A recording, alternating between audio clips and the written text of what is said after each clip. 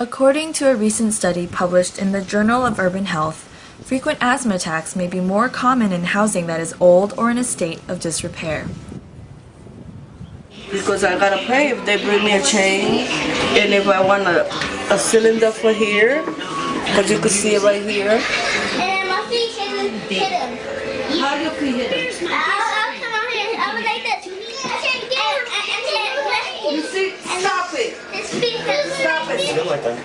Oh wow, really wow. You haven't seen nothing yet.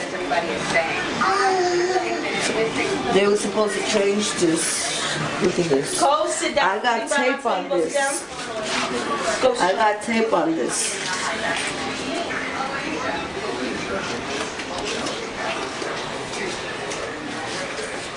Oh, yeah. Now look at this up here. Jesus. How long have you, She had this the whole time she moved here. They just keep repainting over it. For everything they charge me. How much is it? Well, the miscellaneous fees and the service fees, it can, right now she's on her hand. And I called them and told them that there's kids here. And now my baby that's 7 months has asthma and he never had it. So I don't know if it's maybe because of the house or is it because I don't know what caused him to get it like that, but now he has it. He's been like that for a whole month. Right then. You know, sometimes I don't even like my grandkids to come here. Who's coming first? You'll see bathrooms where much of the surface area has been taken over by the stuff, and it's it's not. If you see this, you can see right away it's not a condition that people should be expected to live in. Common symptoms of deteriorating housing are water leaks, holes that pests can pass through, poor ventilation, and peeling paint.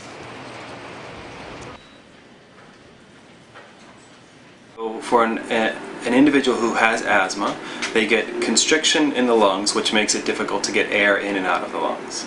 And asthma, by definition, is episodic, so that either with therapy or but just naturally it'll get better over time and then get worse over time. And so various exposures can cause those what are termed exacerbations. So constriction of the airways, making it more difficult to breathe. So with more exposure to things that that trigger asthma, you'll get more of those exacerbations. So integrated pest management involves decreasing available food sources, so cleaning up kitchens, decreasing water sources, because the cockroaches and mice can't live without those food sources. It also involves sealing cracks in walls, because if you live in a multifamily apartment building, in a multifamily building, if you get rid of the cockroaches but your neighbor doesn't, then those cockroaches can still come in and out of the home. So it involves sealing those cracks, preventing places for the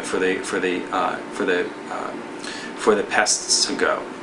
Also removing sources of water that lead to mold. Mold grows because of water. It's all because of the water source. So removing those sources of water can prevent growth of mold. And again, then you also want to remove the dust that contains all of these potentially harmful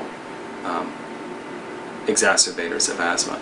And I would suggest to you that as a journalist, when somebody makes that claim, the first question needs to be, did you call the building department and the hotline that tests the apartments in question?